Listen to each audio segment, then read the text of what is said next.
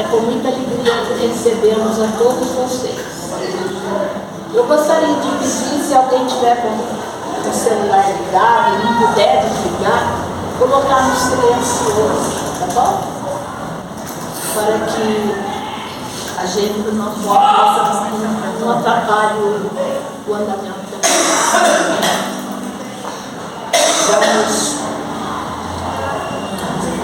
Vamos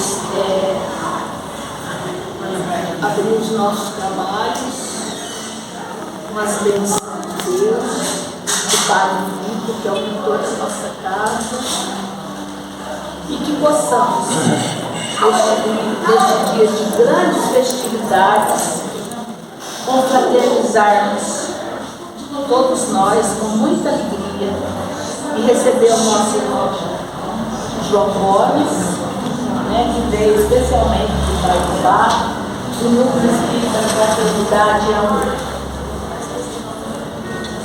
Então vamos ler uma página do livro pela psicografia pelo Espírito Emmanuel, pela psicografia de Francisco Cândido Xavier, cujo título do livro é Segue-me. A página titula-se No Grupo Espírita, porque onde estiverem 2 ou 3 reunidos em meu nome, ali estou no meio deles. Jesus, Mateus 18:20.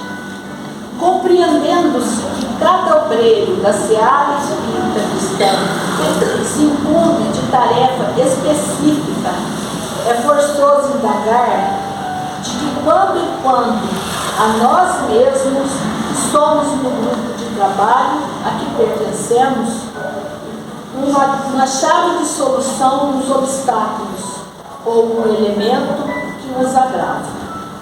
Um companheiro assíduo às missões ou um assistente que, por desfastio, aparece de vez em vez.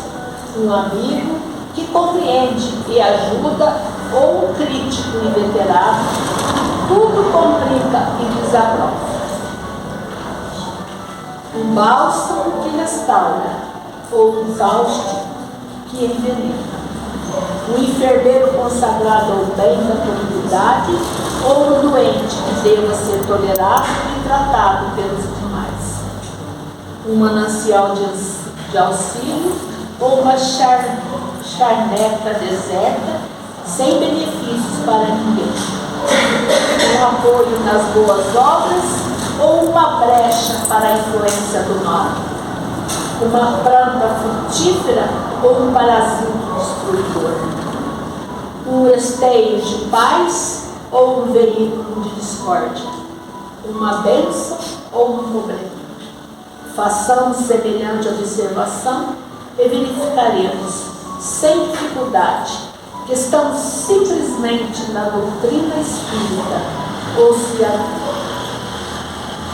estamos simplesmente na doutrina espírita, ou se a doutrina espírita já está claramente em nós. E assim, rogamos a Deus, nosso Pai, a Jesus, nosso Mestre maior, a Francisco de Paula Vitor, o mentor da nossa casa, as bênçãos para esse dia de festividade. Que Jesus nos abençoe para que possamos continuar fiéis à doutrina de Allan Kardec, fiéis a essa casa, para que possamos doar-nos e dar o melhor de nós. Então, com a palavra, o nosso irmão João Gomes, Carlos Gomes, que fará a palestra, cujo título é Kardec e a importância do centro espírita. A palavra do nosso irmão. Boa noite. Boa noite. É sempre uma boa noite quando a gente se reúne num lugar como esse para falar de doutrina espírita, para falar de evangelho, para falar de Jesus. Eu agradeço pelo convite de estar aqui essa noite, principalmente numa noite especial. Agradeço a presença de todos e agradeço a espiritualidade por me permitir estar aqui nessa noite, com mais esse trabalho, que eu seja essa noite um auxiliador espiritual, porque é isso que a gente veio fazer na Terra, ser um auxiliador espiritual, um auxiliar da espiritualidade, para mantermos vivo na Terra a mensagem de Jesus que veio trazer ao mundo, mensagem que até hoje precisamos estudar, assimilar, procurar entender para colocarmos na prática. E assim, quando aqui chegamos e lemos, ali na fachada desta casa, agora foi pintado, depois vai escrever de novo, nós vemos que o nome de um centro não é por acaso.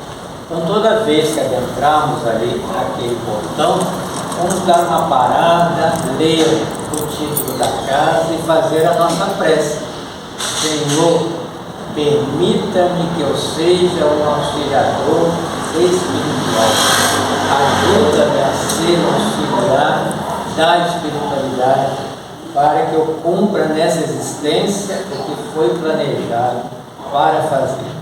Sabemos que sozinhos não conseguimos, por isso o tempo inteiro em prece, pedindo força para renovar a nossa fé e nos manter persistentes, porque há momentos na existência em que pensamos em desistir, mas precisamos esperar mais um passo, mais um dia, mais um momento, porque sempre a resposta está logo ali na frente.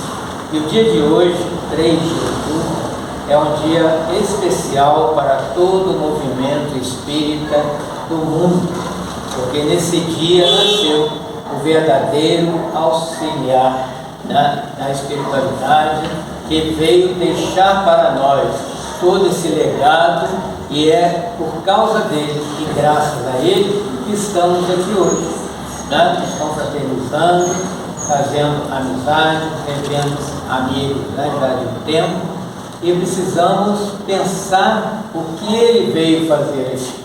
Então, no dia 3 de outubro de 1804, nasce o menino Hippolyte Léon Denis Rival, na cidade de Lyon, em França, e que 50 anos depois entraria para a história com o nome, com o pseudônimo de Allan Kardec.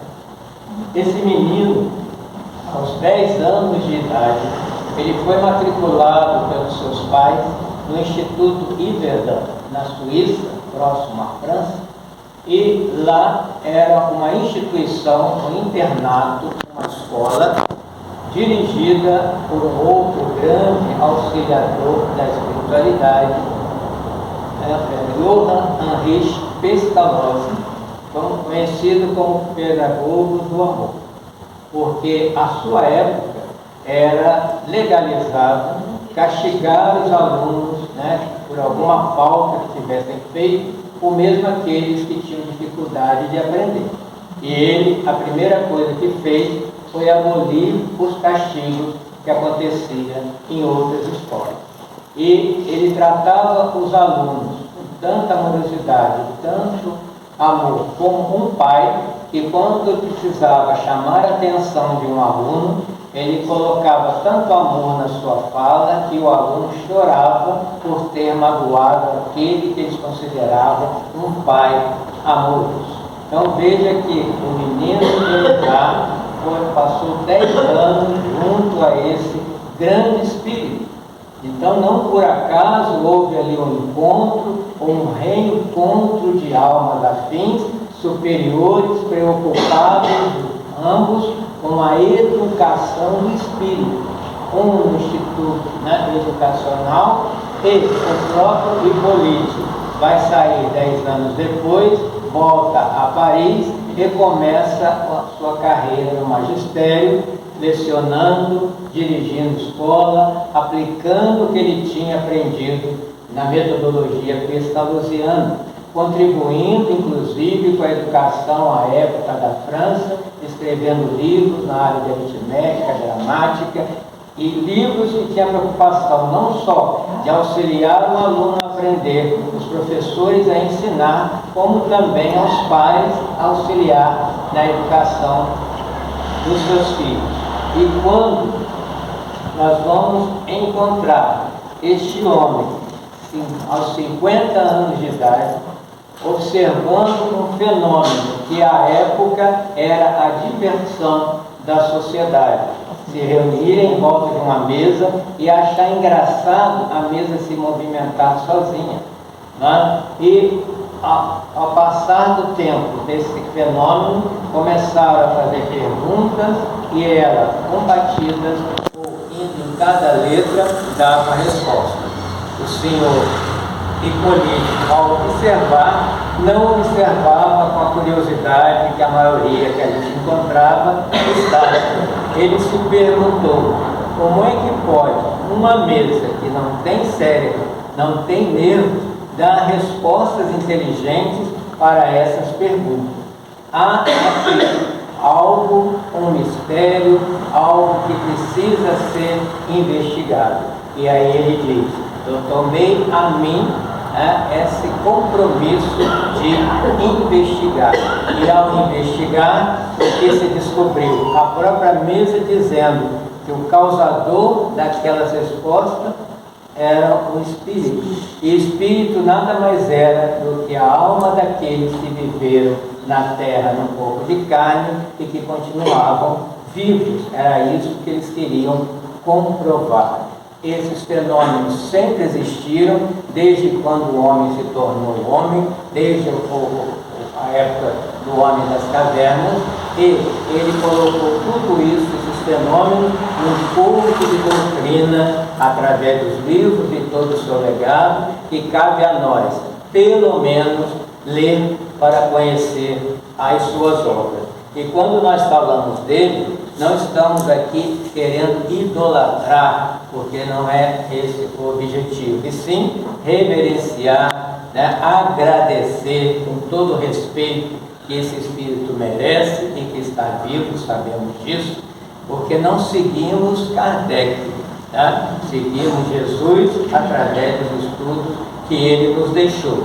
E o próprio, agora se colocando no pseudônimo de Allan Kardec, o que ele fez, inclusive ao receber as respostas e colocar em um livro dos Espíritos, ele mesmo se surpreendia com o que ele recebia, chegando a dizer: nossa, como eu não pensei nisso antes, ficava surpresa com aquele véu que estava sendo levantado, aquela janela que estava sendo rasgada ali da espiritualidade, com respostas lógicas para o entendimento daquele educador.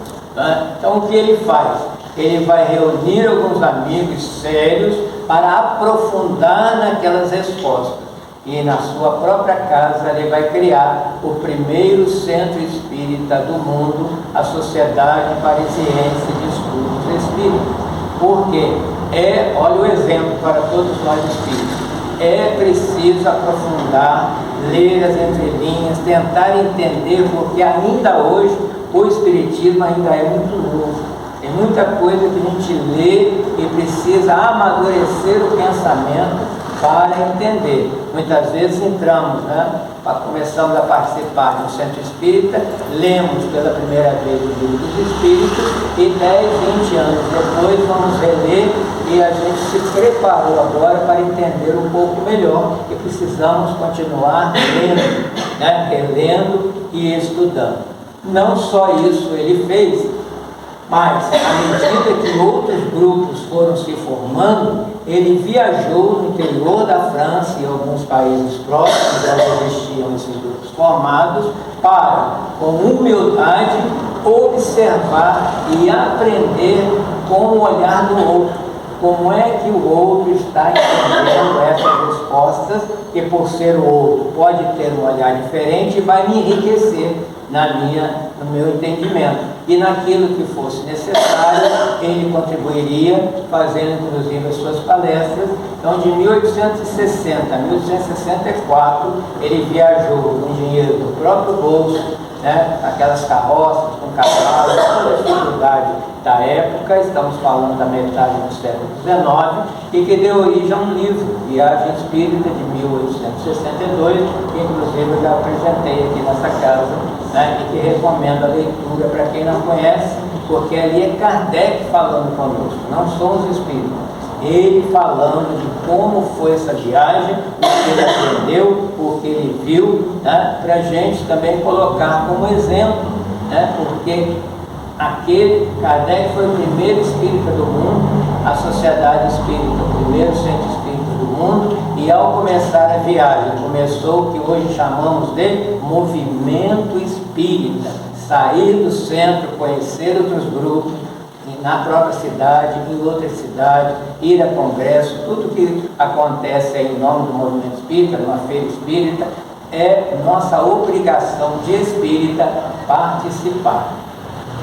Então, ele vai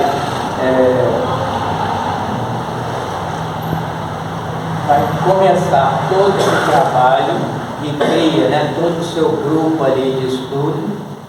E quando nós falamos de auxiliador, não, espiritual, eu me lembro de um outro jovem também, que quando estava atravessando o deserto a caminho de Damasco, encontrou com o próprio Jesus, que disse a ele: Saulo, pare de me perseguir e comece a me seguir. Essa é a interpretação minha, né? Porque a partir daquele instante, o Saulo de Tarso, grande doutor da lei, né, orgulhoso, arrogante, achando que estava com toda a verdade, fechou seus olhos por 3 dias e, nesse fechamento dos olhos, ele estava fechando o seu passado materialista, e quando abriu os olhos com o auxílio de Ananias, a quem ele perseguira, ele só conseguiu olhar para frente,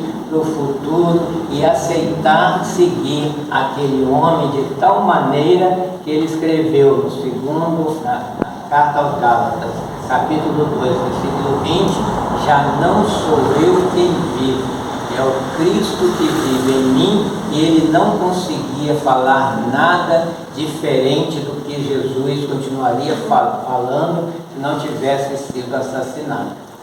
Então, Jesus foi o médico, Paulo foi o médico de Jesus para continuar o seu trabalho, e o que ele fez em seguida foi conhecer a comunidade Casa do Caminho. Ele bebeu na fonte daqueles que conviveram com Jesus para conhecer quem era aquele homem, e começou a sua pregação em diferentes cidades, e onde ele ia, ele formava uma comunidade, né? Podemos chamar de centro espírita, outros vão chamar de igreja, mas é uma comunidade cristã, né, evangélica, para ler os pergaminhos que já existiam à época e falar sobre Jesus, contar e recontar a sua história, porque Jesus também é alguém que precisamos conhecer, né, o quanto realmente conhecemos de Jesus Cristo, além do que nos foi contado, como é que nós sentimos esse Cristo de Deus. E quando ele não conseguia mais ir viajar para visitar essas comunidades, ele começou a escrever as cartas, que se tornaram as epístolas de Paulo, ou as epístolas paulinas, 14 epístolas que estão no Novo Testamento, e foram colocadas lá por quê? Porque quando a gente lê uma das cartas de Paulo, parece que ele escreveu hoje de manhã, né? Porque o comportamento humano de 2000 anos atrás não mudou, principalmente em comunidade, em convivência, em lugares como esse, onde tem várias cabeças pensantes, e se não tiver uma coordenação firme, pode haver, sair do equilíbrio, e acontecia isso nas primeiras comunidades. Então ele vai chamar a atenção dessas comunidades, e quando a gente lê, dá para a gente contextualizar nos dias de hoje. Então, se nós formos ver, desde a Casa do Caminho, dirigida por Simão Pedro, as comunidades dirigidas por Paulo, a começar por Antioquia, junto com Barnabé, a comunidade da Sociedade Parisiense de Estudos Espíritas, dirigida por Allan Kardec. Nós vamos agora trazer para o Brasil, 17 de setembro de 1865, na Bahia, começa ali o Espiritismo. Assim como o Brasil foi descoberto a partir da Bahia, o Espiritismo também, pelo poliglota jornalista Luiz Olímpio Teles de Menezes, que abriu o primeiro grupo familiar do Espiritismo. Agora imaginem, em 1865, Kardec ainda estava encarnado e soube desse grupo. No ano seguinte, em julho de 1869, depois da desencarnação de Allan Kardec, ele lança o primeiro jornal espírita do Brasil, Ecos de Além Túmulo. Então, olha que esse homem também, que merece todo o nosso respeito, agradecimento e consideração, enfrentou, num país altamente católico na época, e que ele não teve que passar, mas persistiu, e graças a Kardec, graças a Teles de Menezes, nós vamos ter no dia 3 de outubro de 1927 esta casa sendo aberta pelos pioneiros, e com certeza estão aqui presentes, olhando para aquela porta e dizendo: muito obrigado por manterem essa porta aberta, porque não é fácil manter um centro espírita aberto. Só quem fala pela diretoria que sabe disso, porque é feito por humanos com humanos. E 1927 é um ano também interessante para o movimento espírita, Quem nasceu em 1927?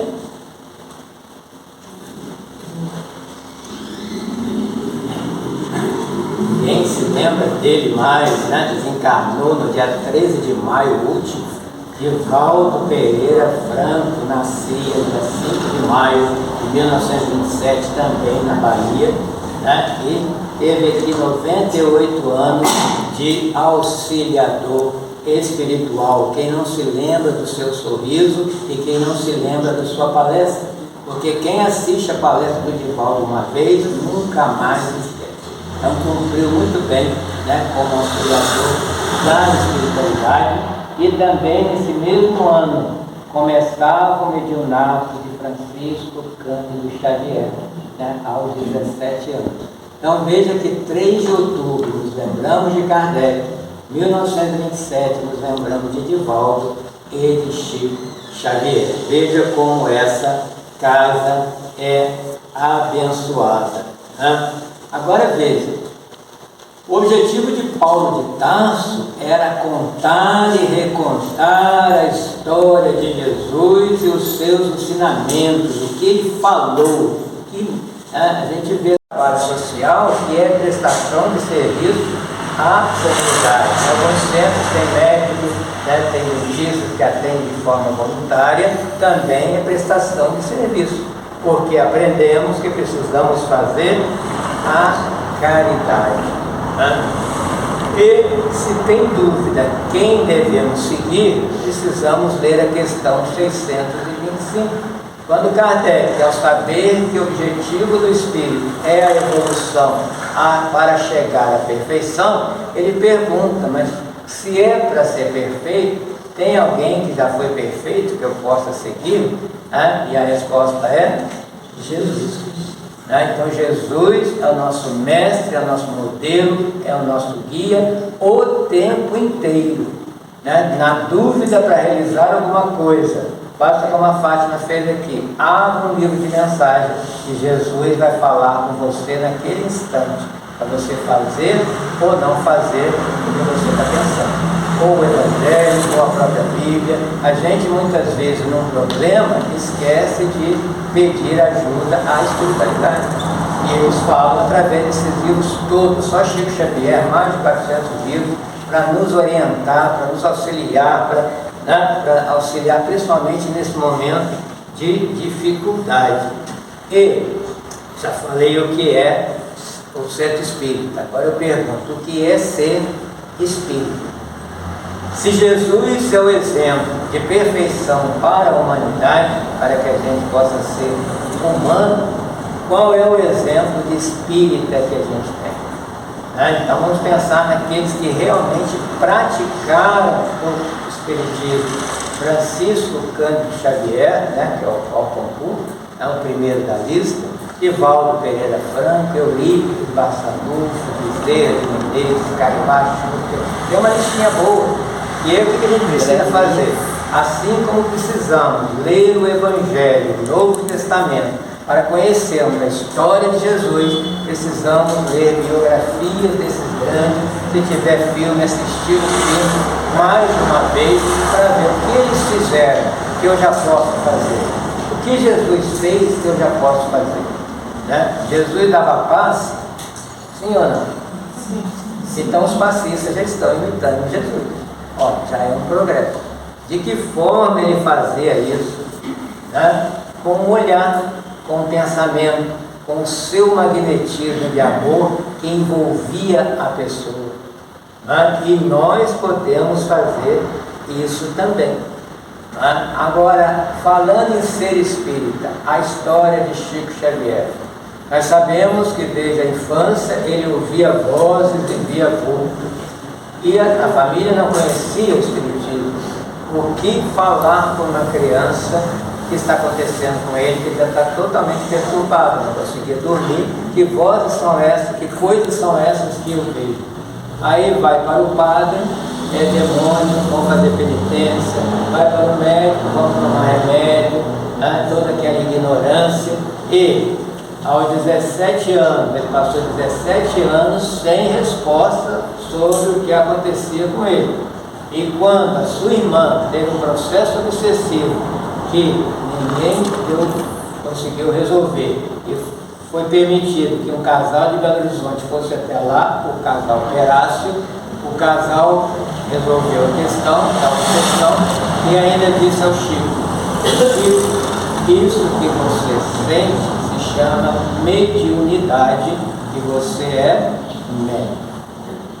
Deram a ele o livro dos Espíritos, e a partir desse instante ele se tornou espírita. Se não fosse esse casal, o pai dele já estava arrumando para internado no Hospital Psiquiátrico de Barbacena. Nós teríamos perdido Chico Xavier. Então veja que o Espiritismo salva vidas. E isso acontece hoje também. Eu faço atendimento fraterno lá na casa do trabalho, e chegam as pessoas também com todos esses sintomas sem saber o que é, e quando eu falo para ela que isso que você está passando é normal, natural, e você é normal, aí a pessoa fala assim, e ali fala assim: você foi a primeira pessoa que me chamou de normal, porque todas acham que eu sou perturbado por causa disso. Mas a gente só pode falar se estudar, saber o que é, para poder atender e também não afirmar uma coisa que não temos certeza. Então, essa é a função do centro também. A pessoa não percebeu que ela foi alijada do grupo, quando falava, que às vezes nem via, não sabia nem o nome, pegava na mão, queria sentar do lado, dentro do centro espírita. A gente fala de caridade, fala de amor, fala de acolhimento, mas não é só para falar. A gente é provado o tempo inteiro que já conseguimos fazer isso. E falando em espírita, qual é o conceito que Kardec nos falou de espírita? Quem é o espírita para Kardec? É aquele que vai ser reconhecido pela sua transformação moral, e que se esforça para domar as suas más tendências. Então, se eu quiser saber se uma pessoa é espírita, não adianta eu perguntar: você já leu todas as obras básicas, você já leu os 400 livros de Chico Xavier, você frequentou todos os livros do centro espírita? Mas a pergunta é, que podemos fazer agora: o que já se transformou em você desde quando você se tornou espírita? Principalmente quem se torna espírita depois de adulto. O que você era ou fazia antes de se tornar espírita e hoje teve alguma mudança para melhor? Então, sim, esse espiritismo está servindo para você.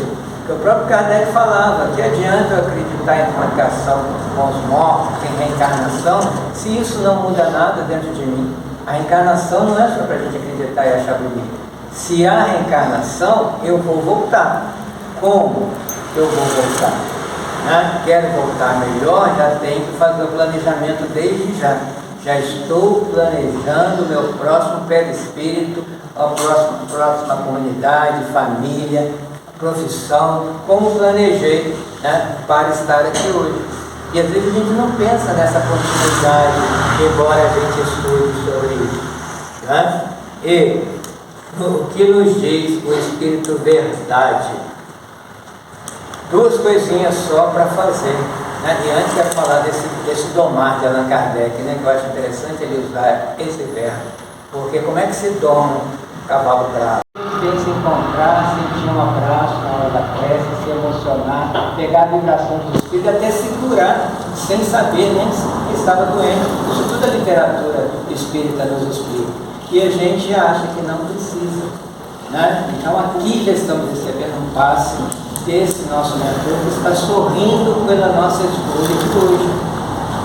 Né? E toda vez que a gente vem aqui, como eu falei, é a melhor noite, é a melhor escolha. O estudo, né, todos precisamos estudar, ler e reler as obras básicas, pelo menos, e fazer a caridade. Quando fala caridade, não está pensando nos bens materiais. Mas Kardec perguntou também, o que é essa tal de caridade que vocês ficam falando aí, espírito? E aí eles falam, caridade é o fim.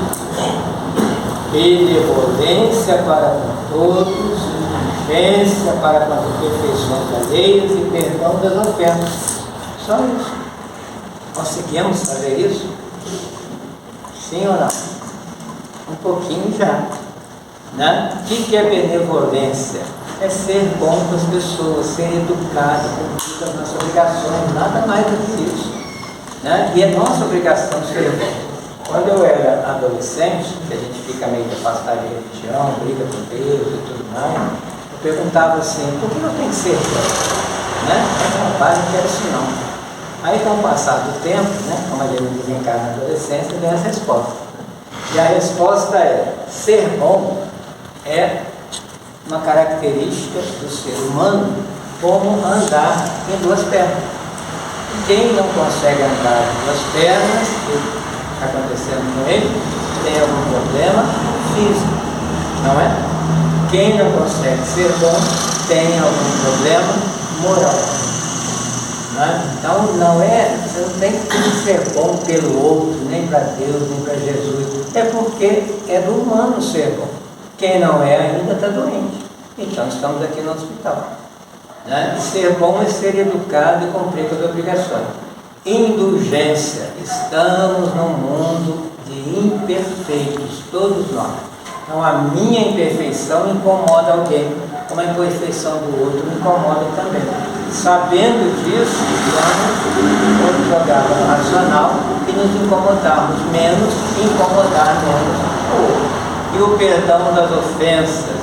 Se estamos no meio de imperfeitos, alguém vai me ofender, como eu também já ofendi alguém. Né? Então, aceitando isso, fica mais fácil de esquecer para um dia conseguir perdoar. Primeiro a gente desculpa, tira a culpa do outro, perdoa quando conseguir fazer isso. Então, já terminando, né, uma questão que precisamos sempre nos lembrar. Os postulados espíritas, o primeiro deles é crença em Deus. Mas qual Deus? Deus espírita não é igual a Deus colocado na cabeça das pessoas. Ele não tem forma, nem é masculino, não é o Deus, né? Não tem sexo. É uma inteligência suprema, não foi isso que os espíritos falaram para Kardec? E qual é o conceito de inteligência? Sabemos o que é inteligência? Conhecemos o produto da inteligência, mas a inteligência em si, nossa, a A gente não sabe o que é. Como é que a gente quer saber a inteligência suprema? Né? A inteligência que cria o tempo inteiro todo o universo ou o multiverso. Né? Outra coisa que o Espiritismo comprova, a imortalidade da alma, que é uma coisa que precisamos assimilar. Porque nós temos o hábito de dar fim, né? Eu comecei a falar aqui, alguém já olhou no relógio, está até que horas para isso. Né? Então tudo a gente já quer terminar, né? Eu vou morrer agora, né? Enfim, né? Acaba, a gente sempre está definindo as coisas, colocando fim. Aí você chega na região e fala assim, você não vai ter fim. Como é que entra isso na nossa cabeça? Como é que eu vou ser para todo sempre? Eu não estou acostumado, né? Mas temos que nos acostumar e assimilar isso. Agora, se eu não vou morrer, eu espírito, né? Essa história de Carlos Gomes, toda essa fachada bonita que vocês estão vendo aqui, vai acabar. Mas o eu que pensa, o eu que sente, não mais. Aí eu tenho que perguntar, o que fazer com isso então?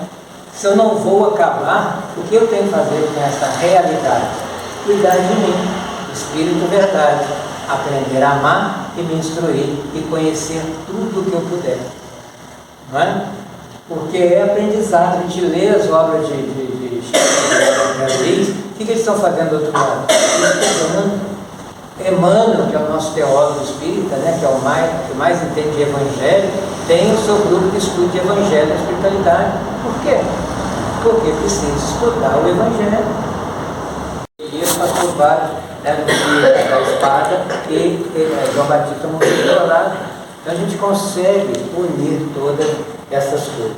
Então, termino aqui, para a gente lembrar sempre que está no início do livro do Evangelho segundo o Espiritismo. O Espiritismo levantou as lápides dos túmulos vazios. Lá não tem ninguém. Os Espíritos estão vivos e nos amando como sempre amaram.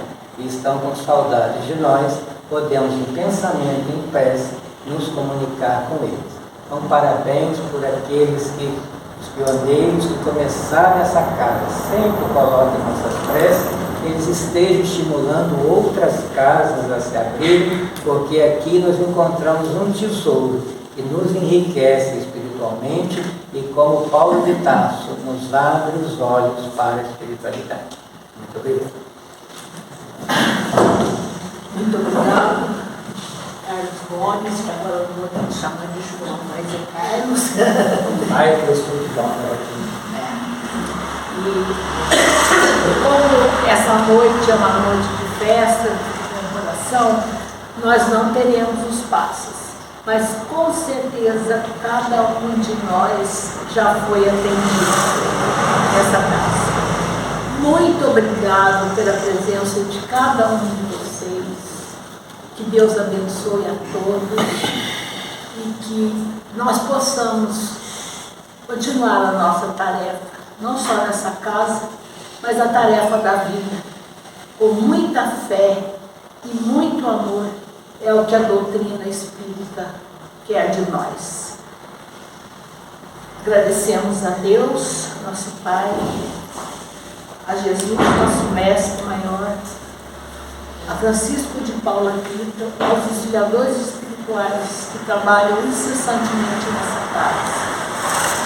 Por esse agradecemos e rogamos o amparo e a paz de que necessitamos nessa casa, não só hoje, mas em todos os dias, em todos os trabalhos que aqui forem realizados. Obrigado a todos. Que a paz de nosso Senhor Jesus Cristo possa estar com cada um de nós. Agradecemos ao nosso irmão palestrante da noite e vamos partir para a segunda etapa da nossa comemoração, que eu acho que é a melhor de todos estamos tendo. Boa noite a todos. Que Jesus nos abençoe. Que assim seja.